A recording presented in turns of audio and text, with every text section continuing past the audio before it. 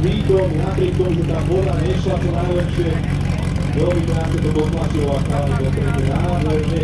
Výsledným časom 14,85 to bol prehádzať Branč muži, pravý prúd krajší 14,77.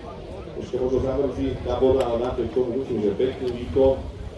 Možno ste aj preskočili chalanov v človekovej poklone. Tak možno postupíte na priebežnú 4. pozíciu v celkovom poradí.